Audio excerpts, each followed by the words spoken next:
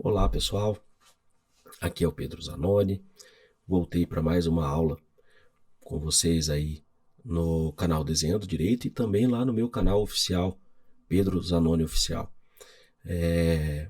Espero que estejam gostando aí das aulas que eu tenho feito, que eu tenho postado aqui para vocês, que eu tenho postado também lá no meu canal do YouTube, Pedro Zanoni Oficial, e no perfil do Instagram com o mesmo nome, Pedro Zanoni Oficial.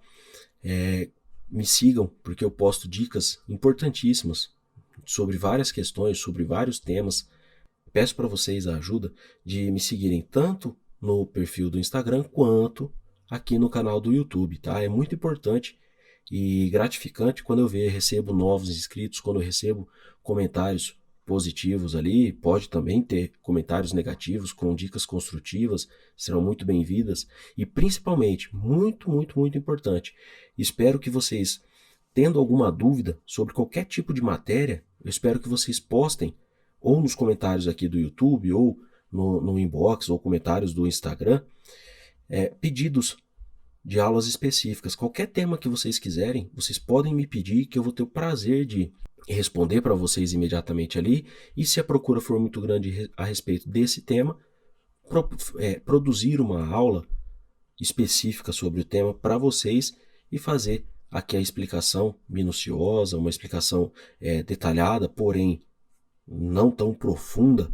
tá? Que não é o que a OAB exige nos casos aqui das provas da OAB, seguindo todo esse padrão e esses parâmetros que a prova da OAB exige. Mais uma vez, lembro vocês da importância de estudar, principalmente a lei seca. Hoje vocês vão ver aqui que essa questão ela traz algumas pegadinhas, as alternativas são um pouquinho maliciosas aí, gostam, né? A característica básica da FGV que gosta de ficar infernizando a gente, colocando pegadinha aqui, pegadinha ali, para a gente poder cair em erro e responder a alternativa, escolher, né? Assinalar a alternativa incorreta.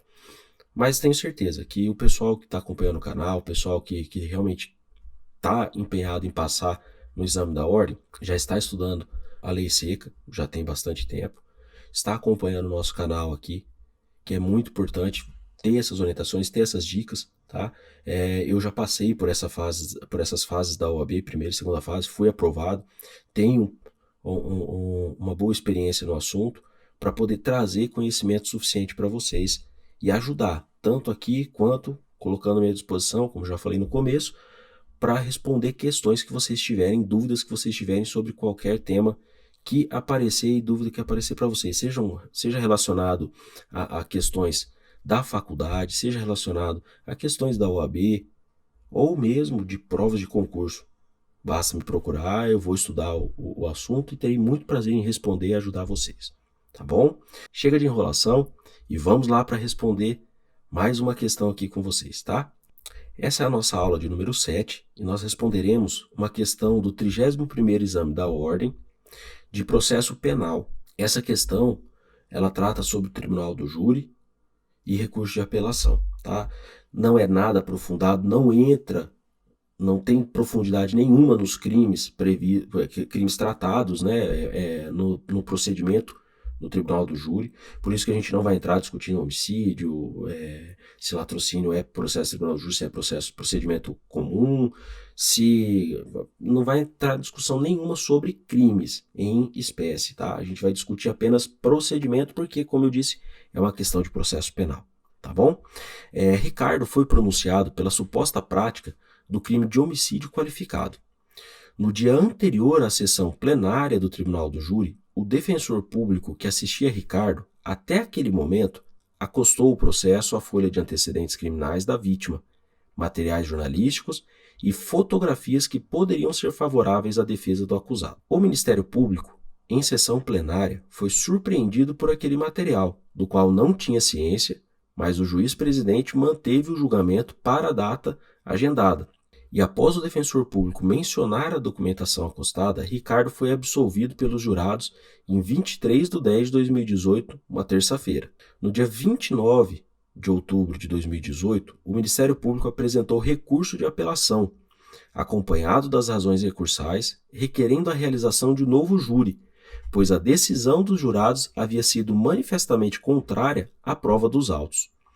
O Tribunal de Justiça conheceu do recurso interposto e anulou o julgamento realizado, determinando nova sessão plenária sob o fundamento de que a defesa se utilizou em plenário de documentos acostados fora do prazo permitido pela lei. A família de Ricardo procura você, como advogado ou advogada, para patrocinar os interesses do réu. Considerando as informações narradas, você, como advogado ou advogada de Ricardo, deverá questionar a decisão do tribunal do júri sob o fundamento de que, como eu disse, vamos tratar hoje sobre algumas questões aí relacionadas ao procedimento do tribunal do júri e apelação. Basicamente, são 8 dicas muito importantes, tá? São 8 dicas que vão ajudar vocês a responder questões aí dos mais variados níveis de dificuldade, dos mais variados concursos ou provas da graduação. Com certeza vão ajudar vocês em alguma dessas provas, ok? Lembrando que vocês vão perceber que hoje a questão é basicamente respondida como nas outras aulas que eu já passei aqui com vocês, tá? É basicamente respondida a partir da lei seca e súmula. Não tem segredo. Não precisa pegar doutrina gigantesca para estudar, não precisa disso agora, tá? Vocês vão precisar dessas doutrinas quando vocês forem trabalhar como advogados ou quando vocês forem estudar para concurso, tá? E aí pegar uma doutrina relacionada a cada concurso. Agora é lei seca. Lei seca, vá de Mecum, lendo a lei seca, lendo súmula. Ficou com dúvida? Vem aqui no meu canal, Pedro Zanoni Oficial, vai lá no canal do meu parceiro Rodrigo Alvarez, o canal Desenhando Direito, tá? Lá também tem muita dica sobre direito penal, sobre processo penal, direito administrativo, várias outras áreas que eu tenho certeza que vão te ajudar, tá? Eu queria fazer um agradecimento especial que na aula de hoje eu tive a ajuda de 2 colegas lá da Defensoria Pública que atuam especificamente, têm a especialidade de atuar no Tribunal do Júri. O primeiro é o Dr. Rodrigo Stoqueiro e o segundo é o assessor dele, o Herbert, tá? São 2 pessoas que me ajudaram bastante aqui na hora de responder e tirar algumas dúvidas dessas questões aqui para eu poder trazer para vocês e deixar mastigadinho como que vocês podem responder sem ter nenhum tipo de grilo, sem ter nenhum tipo de dúvida, quando cair qualquer alternativa sobre esses temas aqui para vocês nas provas, tá bom? A primeira dica que eu tenho para dar para vocês aqui é onde está previsto o procedimento do Tribunal do Júri. Isso aí é muito importante você saber. É do artigo 406 até o artigo 497. Besteira, eu vou olhar lá no Código, no Código de Processo Penal, eu vou saber que está lá. Ok. Só que o procedimento do Tribunal do Júri, ele é extremamente diferente da maioria dos outros procedimentos que tem dentro do processo penal. Tá? A diferença entre ele é gritante, tá? Com relação ao procedimento do Tribunal do Júri com um procedimento comum. Tá? É completamente diferente. É muito importante vocês saberem qual é o artigo que está previsto o procedimento do Tribunal do Júri lá dentro do Código de Processo Penal, porque pode ser que caia uma pegadinha em uma questão, seja da OAB, prova, concurso, qualquer coisa.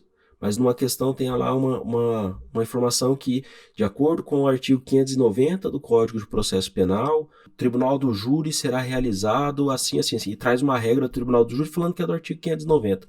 Você vai bater o olho e fala, pô, peraí, essa alternativa já está errada. É absurdo. Não tem como continuar, está errado, já desconsidera ela e parte para a próxima para analisar. Então é importante saber, sim, quando começa e quando termina, quais são os artigos que tem dentro ali.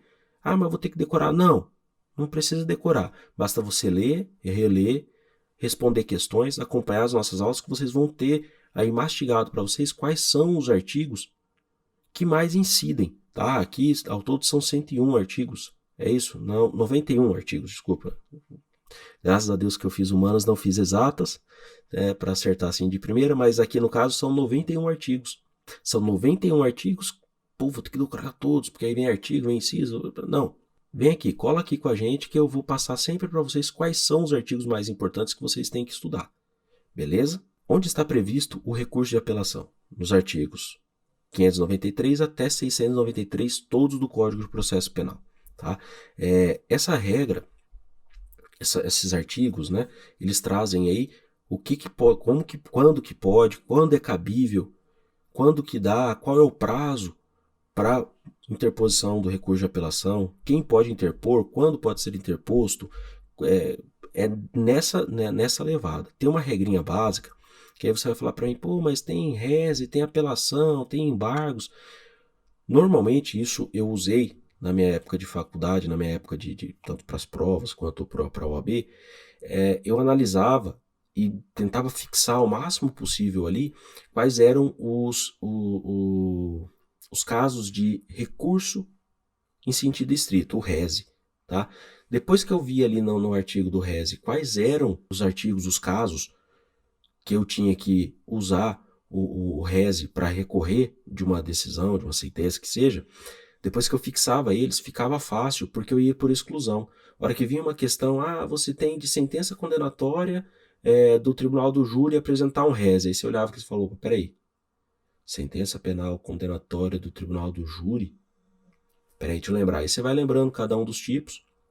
Não vou explicar aqui os tipos do recurso em sentido estrito, porque não é o tema da aula, tá? Mas depois que você fixar cada um deles ali, você vai falar, opa, esse aqui é recurso de apelação, não é reze. Ou mesmo que você não saiba que é um recurso de apelação, mas você já sabe que não é reze. E manda embora. Entendeu?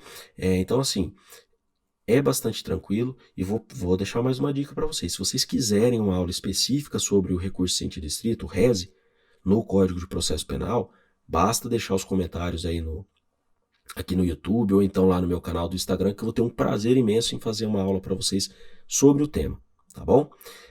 A terceira dica da aula de hoje, qual é o prazo de juntada de provas e objetos no procedimento do tribunal do júri? Ué, como assim? Não pode juntar só lá na fase até a audiência de instrução aquele aluno, aquele candidato, o estudante que mais incauto aí, que não está prestando atenção, que não está seguindo a gente aqui no nosso canal, aquele que está só lendo aí doutrina pesada, grande, que nem chegou nessa parte ainda e vai fazer já o próximo exame da ordem, pode não saber dessa informação. Por isso que eu falei para vocês, é completamente diferente o procedimento do tribunal do júri do procedimento comum. De fato, tem a fase instrutória, tem a fase de instrução e julgamento, onde tem uma audiência, que nessa primeira audiência, nessa primeira fase, desculpa, do procedimento do tribunal do júri, o juiz ele apenas faz a análise se vai pronunciar ou não o réu, tá?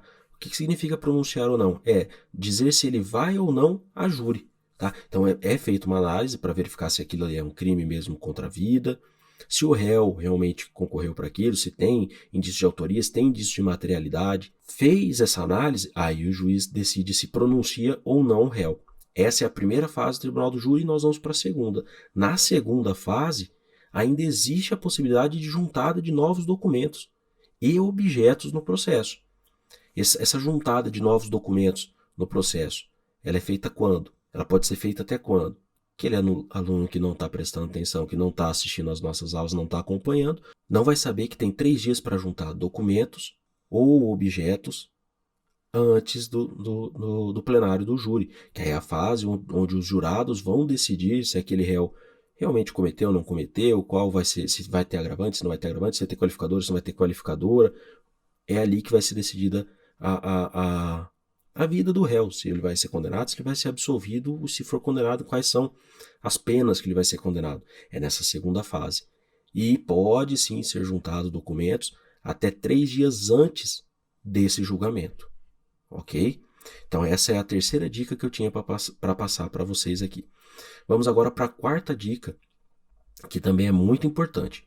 O TJ pode reconhecer nulidade que não foi arguida em sede de recurso? O TJ não pode reconhecer. Ele não pode reconhecer nenhuma nulidade que a acusação não tenha dito ali no seu recurso. Tá? Uma nulidade, por exemplo, o Ministério Público vem e fala que a decisão dos jurados foi baseada em outras provas que não constam nos autos, ou até mesmo a decisão fere as provas que foram produzidas no processo. O Ministério Público fala isso. E absolveram de forma errada. O Ministério está alegando isso, que a absolvição foi feita de forma errada. Chega o Tribunal de Justiça e fala, não, a absolvição não foi feita, realmente foi absolvida errado. Mas não por esse motivo que o Ministério Público está falando.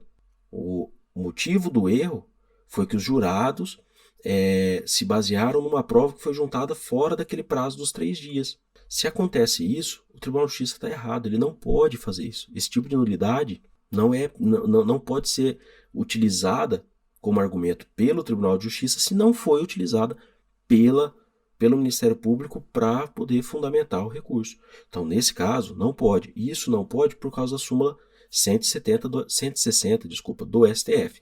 É nula a decisão do tribunal que acolhe contra o réu nulidade não arguida no recurso de acusação. E aí, meus queridos e queridas, entra o que a gente adora dentro das nossas aulas, dentro do direito, né? Exceto se a nulidade, tá, que foi utilizada ali pelo Tribunal de Justiça ou pela instância superior aí que vai julgar o recurso, se a nulidade for de ordem pública, eles podem, de ofício, mesmo que prejudique o réu, eles podem, certo? Eles podem alterar ali e falar, não, o fundamento do Ministério Público não deve ser acolhido, porém encontramos aqui uma situação de ordem pública que deve ser, de alguma forma, anulado o julgamento. Tá? E aí eles devolvem o processo para depois ter um novo julgamento, que aí já entra na nossa próxima dica. Tá? A nossa próxima dica é a soberania dos vereditos, dos jurados. Tá? O que significa isso, Pedro? É um princípio que traz toda a força para aquela decisão daqueles jurados. O que é a decisão dos jurados? Tá? O que é o julgamento ali do plenário? O julgamento do plenário é uma decisão proferida pelos pares daquela pessoa que é acusada. Então, todo mundo ali que está como jurado, que é jurado naquele momento, naquele processo, eles têm que agir como se fossem leigos, que eles só estão tomando conhecimento do que aconteceu ali no processo. Tal. Eles não têm técnica, eles não têm, em regra, formação em direito ou formação acadêmica ou específica para ser jurado e dar uma decisão ali fundamentada. Eles nem precisam disso, eles bastam seguir a razão deles. Eu acho que o réu não deve ser condenado e voto contra a condenação. Eu acho que o réu tem que ser condenado e eles não precisam ficar dando explicação. E isso, tá, é protegido, essa forma de decisão é protegida pela Constituição Federal, que garante a soberania dos vereditos. Tá?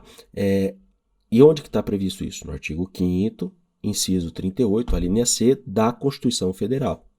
Tá? Lá é previsto a soberania dos vereditos. Tá, mas Pedro, então se tiver um recurso no Tribunal do Júri, o recurso chegou lá no Tribunal de Justiça, o Tribunal de Justiça vai olhar o recurso e fala, bom, o recurso do Tribunal do Júri eu não posso mudar porque tem soberania dos vereditos. Não, eles podem anular o julgamento e devolver o processo para a primeira instância ou a instância anterior para fazer o julgamento novamente. Tá? E aí vai ser feito um julgamento daquele crime novamente em plenário. Em regra, muda-se a maioria, se não todos, mas a maioria dos jurados para fazer um novo julgamento no Tribunal do Júri. Tá? Mas em hipótese alguma, pode o Tribunal de Justiça falar, não, os jurados decidiram errado aqui. Nesse caso aqui, era caso de condenação, eles não têm que absolver. Vou condenar e já vou aplicar uma pena. Não, não pode.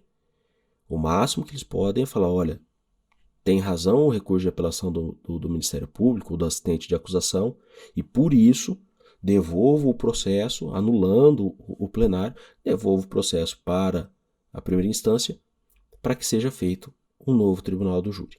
Tá? Então é isso que acontece, e acontece justamente por força da soberania dos vereditos dos jurados. Tá? Pessoal, se vocês soubessem o frio que tá aqui na minha cidade, olha, agora tô gravando a aula aqui 15 para as 9, tá? Vou mostrar para vocês aqui, tá 7 graus com a sensação térmica de 6 graus. Tá um frio, mais um frio, por isso que eu tô hoje aqui de touquinha, de agasalho, porque tá osso o negócio, hein? Mas a gente não para, a gente não pode parar. Eu que quero ver muitos de vocês aprovados, quero diminuir esse índice de reprovação ridículo que foi da última prova aí da OAB, foi absurdo, foi, se eu não me engano, mais de 70% de reprovados na prova. Coisa de louco isso daí, não dá para admitir uma situação dessa. Então, assim, frio, calor, chuva, vento, neve não, porque aqui não neva, mas eu vou estar aqui. Eu vou estar aqui para ajudar vocês a serem aprovados, a alcançar os objetivos de vocês, seja para terminar a graduação, seja para passar numa prova de concurso, seja para passar aí na OAB, tá? Vamos junto, vamos lá agora para a sexta dica da aula de hoje, tá?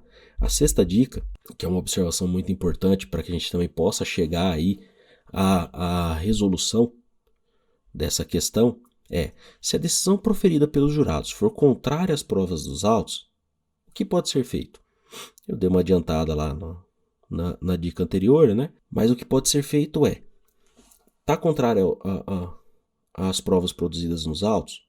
Era caso de condenação e os jurados absolveram, porque tem provas ali contundentes disso e percebeu-se ali que os jurados, na hora de votar, votaram enganados ou não entenderam muito bem os quesitos. O processo vai para o Tribunal de Justiça ou para a instância superior vai anular o julgamento e devolver o processo para a instância de início para fazer o julgamento novamente. É isso que acontece. Tá? Então pode, depois que recorrer, chegou lá na sentença, então vira bagunça, porque aí toda hora vai poder falar que os jurados decidiram contrário às provas dos autos, pode fazer quantos recursos quiser. Não é assim que funciona. Tá? Esse artigo 593 do Código de Processo Penal, tá? Já é lá no título, né? No capítulo ali da apelação. Esse artigo 593, parágrafo 3º do Código de Processo Penal, ele traz uma pegadinha aí. E que não é todo mundo que está atento, que vai conseguir responder, que vai conseguir chegar à conclusão e acertar. Quando é caso de recurso de apelação pugnando por um novo julgamento, porque os jurados decidiram contrário às provas produzidas no processo, quando acontece isso, tá? Só pode ser feito uma vez. Uma vez só, seja a defesa, seja a acusação ou assistente de acusação, só pode uma vez apresentar esse recurso, não pode mais de uma vez. Se a acusação recorreu, como é o caso de hoje aqui, argumentando isso, na hora que voltar e tiver um novo julgamento, não pode a defesa falar: opa, eu quero recorrer também. De novo, agora para fazer. Não pode. Só vai poder recorrer se tiver algum outro argumento, tá? Então, isso é muito importante de lembrar. É muito importante lembrar, ter isso em mente, porque pode cair, e normalmente cai, tá? Como nós vamos ver aqui, esse tipo de situação. Artigo 593, parágrafo 3º do Código de Processo Penal tem que estar sempre guardado na cabeça da gente. A gente tem que sempre deixar ele ali acessível, porque é uma questão fácil, porque você pode falar: então tá bom, mas se a acusação recorreu, e aí você vai lembrar ali, você vai ler e tentar interpretar o que está sendo dito na própria lei seca, só pode um recurso. Aí você fala: pode um pela acusação e pode um pela defesa. Beleza, não pode. Qualquer um dos dois recorreu, acabou. Ninguém mais pode recorrer argumentando isso. Ninguém mais pode usar o 593, parágrafo 3º, para poder fundamentar um segundo recurso de apelação para refazer o tribunal do júri que foi ali, que já foi alterado uma vez com base nesse fundamento. Tá? Não tem jeito. Não pode. Tá? Se quiser recorrer, tem que achar outro argumento, outro tipo de fundamento dentro do processo, dentro da ação penal, para poder julgar, para poder recorrer, para poder, tem que buscar um novo argumento diferente do 593, parágrafo 3º do Código de Processo Penal, que prevê, que traz ali a previsão de recurso de apelação para casos em que os jurados decidem contrariamente às provas produzidas nos autos. Só pode uma vez, recorreu bem, saiu um novo julgamento, não pode nenhuma das partes recorrer novamente usando esse argumento. Acabou, é uma vez só. Beleza? Então essa é uma dica de ouro que vale muito a pena vocês guardarem com vocês aí, terem essa informação sempre disponível para quando chegar a hora de usar, acertar, tá? E aí lembrar aqui do canal dessa dica que nós demos, tá bom? Sétima dica importante: qual o fundamento legal que proíbe o acolhimento de nulidade não arguida pela acusação? Tá? Isso aí foi o que a gente falou agora há pouco. né, que entrou um pouco ali na quarta dica, né? As súmulas 160, as súmulas, né, 160 e 713 do STF. Essas duas súmulas, elas proíbem que qualquer tema que for para a instância superior, para ser julgado ali o recurso de apelação, elas proíbem que seja utilizado por quem vai julgar, né, ali pela instância superior que vai julgar aquele recurso de apelação ou aquele recurso, elas proíbem, essas súmulas proíbem que a instância superior utilize argumentos não colocados ali dentro da apelação da acusação para decidir. Então não pode, por exemplo, a acusação colocou lá argumento A, B, C e D, e a instância superior vai olhar lá o recurso e falar, ah, tá, mas o A, B, C e D aqui não tem que ser acolhido, eu vou julgar procedente o recurso da acusação ou do assistente de acusação para poder desfazer o recurso, que seja ali, para poder desfazer, desculpa, a sentença ou a decisão, com base no argumento XYZ. Não tem nada a ver com o pedido do recurso da acusação ou da assistente de acusação. Então não pode fazer isso de forma alguma. Exceto, lembrando, a súmula 160 fala que, se for caso de ordem pública, aí poderá a instância superior decidir de ofício e acolher aquele recurso interposto, tá? Ou apresentado ali nos autos, tá? Então, tem que sempre lembrar disso. Então, são essas duas súmulas que vedam aí, inicialmente, o julgamento procedente de recursos por argumentos diferentes daquele apresentado pelo recurso da acusação ou da assistente de acusação. Beleza? Súmula 160 e súmula 713, as duas do STF. Viram a importância? Lei seca e súmula, lei seca e súmula. Até agora a gente só falou disso. Vocês não me viram entrar aqui em uma discussão de conceito, de aprofundar conceito, nem nessa nem nas outras aulas que eu dei para vocês. Entenderam? Então aqui, lei seca e súmula. Esse é o grande segredo para a OAB. Ficou com dúvida na lei seca e na súmula, corre aqui para o nosso canal, corre lá para o perfil do Instagram, que eu estou disponível para vocês aí. Sempre que mandar mensagem, sempre que tiver questão e quiser me perguntar, eu vou ter o maior prazer de ajudar vocês a resolver essas questões e tirar qualquer dúvida que aparecer. Beleza, pessoal? E por último, a nossa oitava e última dica, tá? E não é menos importante, é muito importante também. Porque isso aí, rapaz, esquecer o prazo de interposição de um recurso de apelação, não interpor no prazo previsto em lei, que são 5 dias, no caso do Código de Processo Penal, tá? É um problema muito gigante, porque às vezes você olha lá e fala, pô, vou conseguir absolver meu cliente aqui, vou conseguir fazer isso aqui, só recorrer isso aqui, é certeza, porque já é pacificado lá nas turmas do tribunal e papapá, facinho. Aí você vai lá e você interpõe 6 dias depois, tá? Ou interpõe fora dos 5 dias, né? Obviamente, prestando atenção aí no que tem que ser o último dia do prazo tem que ser um dia útil, não pode ser sábado, domingo, nem feriado, tá? E nem dentro do recesso forense. Fora isso, perdeu o prazo para interpor o recurso de apelação, que é de 5 dias, perdeu, acabou. É prazo fatal. Então não pode, em hipótese alguma, deixar passar batido esse prazo de 5 dias. Deu ali, chegou a intimação da sentença ou foi intimado em audiência, interpõe o recurso. Mesmo que se depois você vai falar com o seu cliente, se não estava constando lá na sua procuração que você tinha que recorrer, que já estava incluso no seu contrato, que estava incluso lá o valor que ele ia ter que te pagar e tal, mesmo que você tenha que discutir isso, tá? E mesmo que você não encontre o seu cliente para conversar antes, a recomendação que eu dou é interpõe o recurso de apelação. Na pior das hipóteses, depois, na hora que vier para você apresentar as razões, você desiste desse recurso de apelação, depois que você conversar com o seu cliente ali, que ele fala, não quero recorrer não, vou cumprir logo essa pena, porque tem alguns casos que você olha lá, você vai falar, bom, eu só vou modificar, diminuir um pouco a sua pena, vou mudar o regime de cumprimento de pena, vou conseguir um benefício maior para o senhor aí, o senhor quer recorrer? Ah, não quero recorrer não. Então, eu já passei, já enfrentei isso lá na defensoria.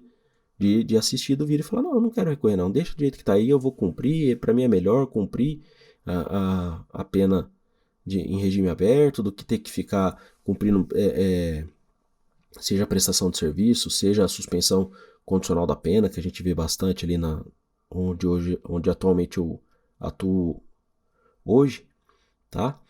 É comum, é comum. E aí, se você já interpôs o recurso e seu cliente falou que não quer recorrer, maravilha. Aí você pode apresentar uma petição simples falando, olha, a defesa técnica em contato com o cliente chegou à conclusão que não era a melhor opção o recurso de apelação e desisto. Ponto. Pronto. Simples. Tá? Mas pelo menos você garantiu, porque se você deixa passar, não encontrei meu cliente para falar com ele de valor, não encontrei meu cliente para saber se ele quer recorrer, para orientar ele aqui, tal, e não interpõe o recurso, você só vai encontrar ele 10 dias depois que você, advogado, foi intimado e que ele foi intimado da sentença. Acabou, perdeu o prazo, não vai conseguir recorrer, tá? Então é muito importante isso. Uma outra característica do recurso de apelação aqui é que, no caso do Código de Processo Penal, tá, é que você pode interpor o recurso e depois apresentar a razão, as razões de recurso, tá? Então você tem 5 dias para interpor o recurso e 8 dias para apresentar as razões recursais. Tá? Isso daí é muito importante de saber, porque às vezes você fala, mas que prazo curto, mas como é que funciona 5 e 8? 5 dias é simples. Quero recorrer da sentença, a defesa técnica, aí tem os modelos certinho que vocês têm que seguir, principalmente para quem vai para a segunda fase. Recomendo buscar aí alguns manuais, alguns livros que trazem os modelos bem detalhados para que você possa fazer uma prova da OAB sem maiores riscos, tá? E aí você vai conseguir, através desses livros, ter um acesso muito grande aí a modelos de petição.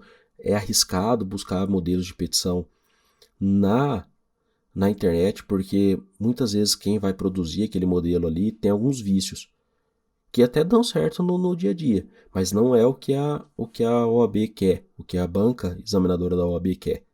Tá? Lá é bom, esses livros são bons porque eles trazem ali os macetes para você lembrar, eles explicam, trazem casos concretos, trazem questões que caíram na segunda fase, então é bom se atentar para isso, tá? Mas de qualquer forma, voltando aqui, 5 dias para interpor, 8 dias para razoar, tá? Então 5 dias você interpõe, 8 dias você apresenta as razões.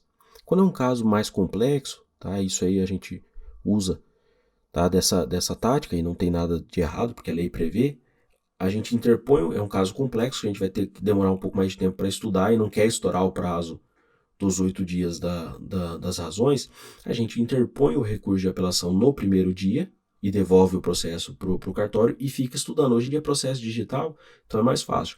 Já baixa o arquivo em PDF, fica estudando ele ali e apresenta as razões posteriormente. Tá? Aí abriu o prazo para apresentar as razões, veio o processo, você ainda vai ter 8 dias se você ainda não terminou, mas você vai ter 8 dias para terminar ali para não ter perigo de perder o prazo. O prazo para apresentar as razões, apresentar as razões recursais, ele não é um prazo fatal como é o prazo da interposição. Se você perde o prazo, você vai apresentar uma justificativa, fala, olha, eu já interpus, é tempestivo, embora seja intempestivo, aconteceu isso, por isso que eu estou me justificando, mas o juiz aceita, ele vai dar uma canetada, vai dar uma bronca ali, pode às vezes até determinar multar o advogado por algum motivo. Ele vai lá no Código de Processo Penal, tem um artigo agora que me fugiu a cabeça, se não me engano 265 do Código de Processo Penal, prevê multa para o advogado que perder prazo, ou que o juiz entender que ele não agiu ali com boa fé, alguma coisa do tipo, o juiz pode aplicar sim uma multa para o advogado. Então é bom evitar, mas essa é uma técnica que pode ser feita. Tá? Você interpõe o recurso no primeiro dia, devolve o processo e já fica estudando ali, porque até o cartório certificar que é tempestivo a interposição, até passar pelo juiz para ele dar a decisão que recebe o recurso de apelação e determina a intimação da defesa para apresentar as razões, você já ganhou em mais uns 5 dias. Além daqueles que você teria ali, uns 5, 6 dias brincando, você já ganha. Ganhou isso. Isso eu tô falando quando se trata ainda de réu preso, porque se for réu solto, vai ficar lá na mesa do juiz para apresentar as razões um pouco mais de tempo. Então você vai ter condições de fazer, né? Muito trabalho acaba passando batido. Uma dica importante que não está aqui, e isso é só para quem acompanha mesmo aqui as nossas aulas, que tá esperto, que tá acompanhando, que não fica só passando o olho, muda, sai no meio do vídeo e tudo mais. Uma dica muito importante é que tem que lembrar que a Defensoria Pública ela tem o prazo em dobro, e isso é previsto por lei. Então aqui, no caso, são 5 dias para interpor, a Defensoria tem 10. 8 dias para arrazoar, a Defensoria tem 16. Tá? Então, sempre que não esquecer desses detalhes, porque pode cair na hora da prova uma questão a respeito disso, entendeu? Então, a Defensoria tem prazo em dobro para apresentar o recurso de apelação, tá bom? Bem, dadas as dicas, dadas aqui as informações importantes, as dicas que eu precisava dar para vocês aqui, Tribunal do Júri e Apelação, agora nós vamos analisar as alternativas, tá? Vamos lá. O recurso da acusação, vamos só ler aqui para a gente não ter perigo de errar, né? O Ministério Público apresentou recurso de apelação no dia 29 de outubro de 2018, acompanhado das razões recursais, requerendo a realização de um novo júri, pois a decisão dos jurados havia sido manifestamente contrária à prova dos autos. Então, esse é o fundamento, esse é o argumento do recurso da acusação, da apelação. O Tribunal de Justiça, na hora de julgar, fez o quê? Foi lá e decidiu, falando que realmente tinha que anular aquele julgamento do Tribunal do Júri, que não tinha que continuar, não era válido, mas deu um outro argumento. Tá? Então a família veio e procurou nós para saber o que dava para fazer e o que não dava. Tá? Nós vamos agora aqui às alternativas. Tá? Alternativa A. Respeitando-se o princípio da amplitude de defesa, não existe vedação legal na juntada de utilização em plenário de documentação pela defesa no prazo mencionado. Obviamente que está incorreta, né? Isso é até... Sempre fiquem espertos com isso. Quando fala que não existe vedação legal, que todo prazo, todo princípio tem uma amplitude muito grande, porque sempre tem restrição. Sempre tem uma restriçãozinha aqui, outra ali. Esse negócio de extremo, sabe? Ah, nunca, sempre. Fica com o pé atrás quando vocês verem isso numa alternativa, tá? Nesse caso, ela está incorreta porque a gente já viu. Está incorreta por quê? Porque existe previsão legal para apresentar novas provas, novos objetos dentro do processo já na segunda fase do procedimento do Tribunal do Júri. E qual que é esse prazo? É o prazo de 3 dias que nós vemos. Então, aqui, como eu expliquei anteriormente lá nas dicas, aqui só para a gente poder acompanhar o raciocínio, né? Essa alternativa está incorreta, porque lá no artigo 479 do CPP, o prazo para juntada de documento ou objeto aos autos no procedimento do júri deve respeitar o prazo de 3 dias que antecede o julgamento do plenário do júri. Portanto, há vedação legal para a utilização de documentos e objetos aos autos que foram juntados um dia antes do julgamento.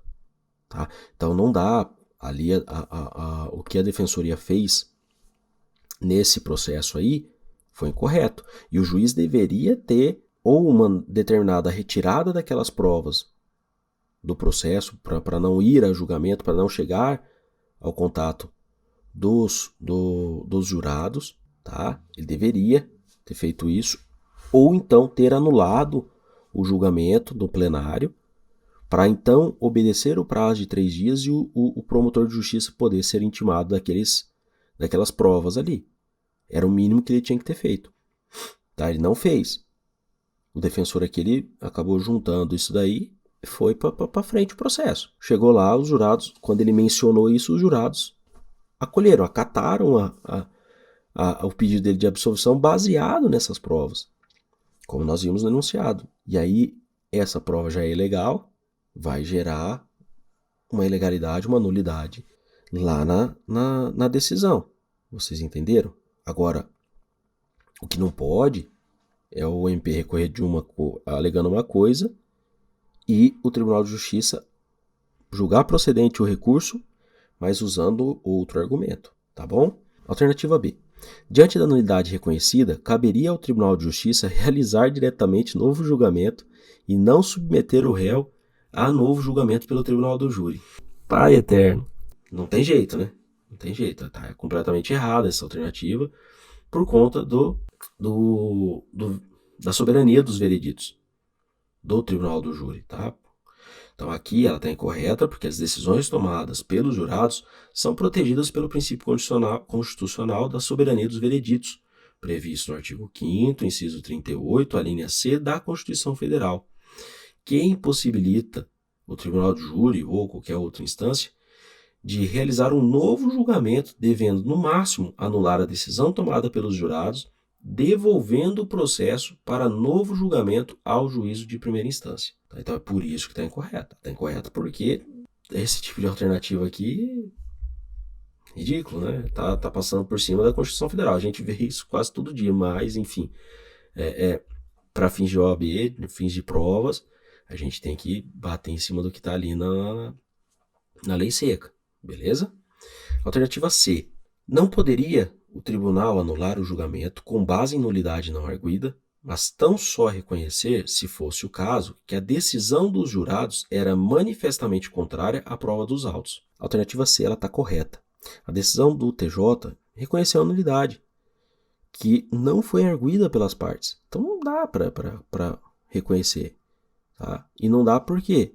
Porque causou prejuízo ao acusado. Se causou prejuízo ao acusado, súmula 160 e súmula 713, pimba, acabou. Não pode, vocês não podem julgar com um argumento contrário, com um argumento que não foi utilizado, tá? Exceto, e aí entra a súmula 613, se for um caso de ordem pública. Aí eles podem julgar de ofício utilizando-se desse argumento, mas é muito raro, eu francamente nunca vi alguma coisa que fosse contrária. Eu já vi decisão julgando, por exemplo, reconhecendo a prescrição. O tribunal chegava lá no Tribunal de Justiça, o Tribunal de Justiça falava, olha, não reconheço o recurso, tá? Recebo, né? Recebemos o recurso, tudo mais, tempestivo, mas julgo improcedente o pedido, porém de ofício concedo tal decisão. Isso é muito comum, como eu disse, em prescrição.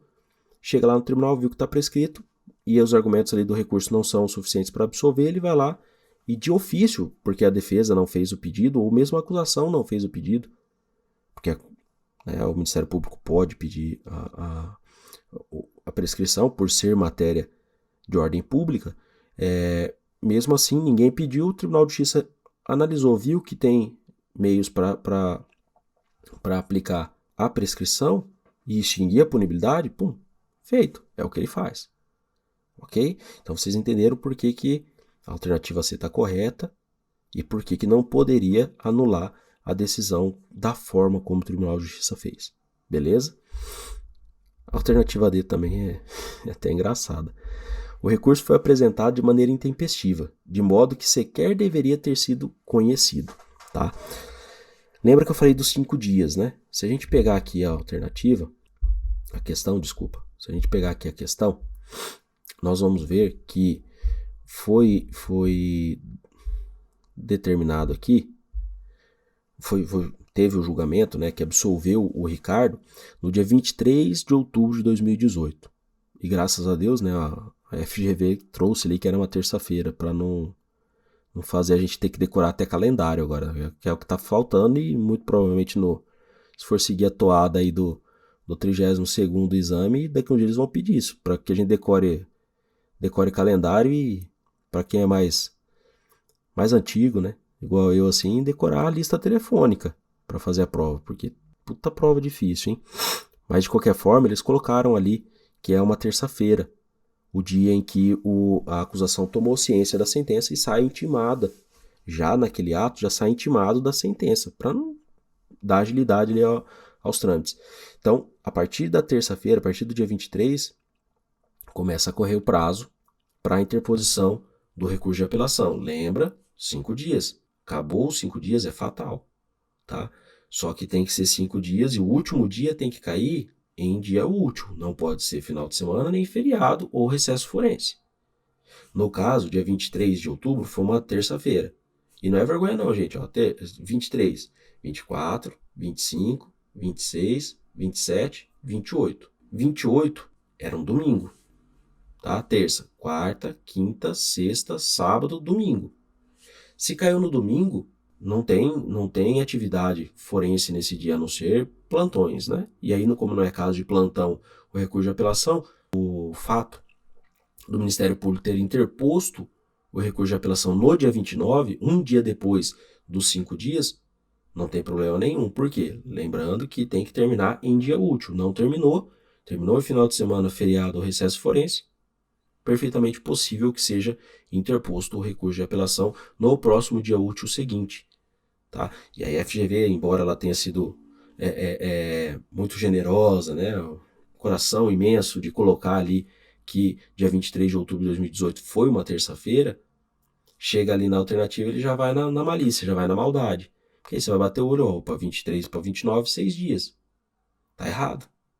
Tá errado, essa alternativa que tá errada, já vai lá na pressa, marca, entendeu? Você não faz a contagem correta do prazo, se perde, tá?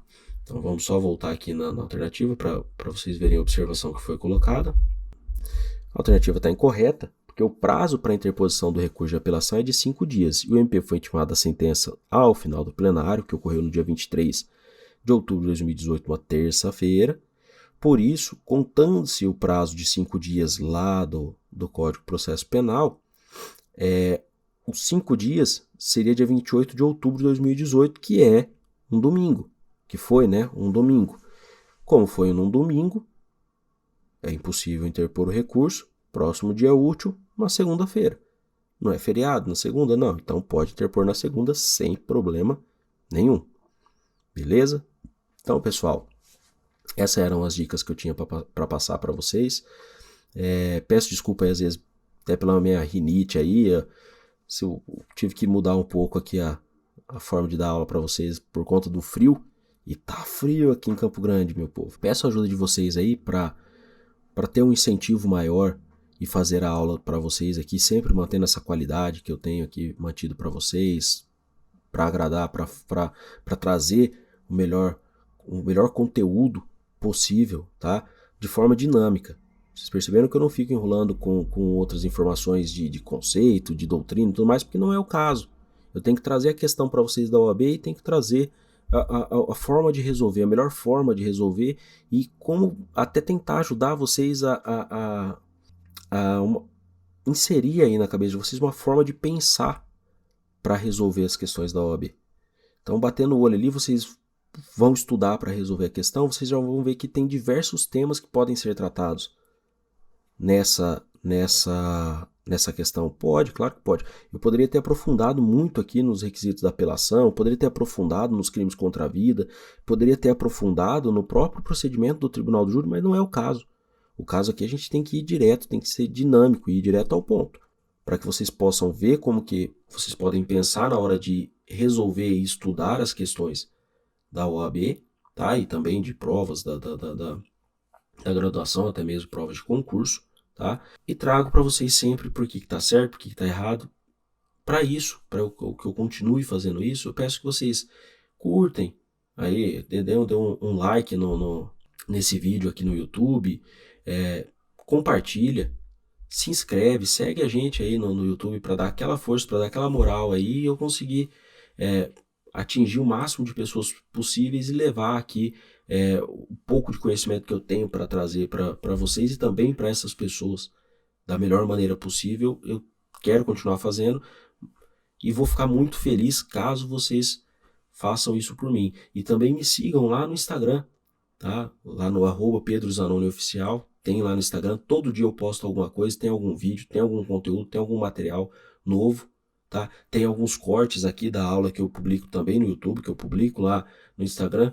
Vocês acompanhando o canal, às vezes não tá com tempo ali para assistir a aula inteira, vai pegar um ônibus, vai pegar alguma coisa, abriu ali o YouTube, abriu o Instagram, vão poder assistir um corte aqui da aula com uma pincelada, com algum tema importante, alguma coisa que vocês vão poder absorver e que vai fazer a diferença na hora que vocês forem fazer a prova. Então segue a gente, dá essa moral aí lá no Instagram e aqui no YouTube, tá bom? Forte abraço para vocês e até mais.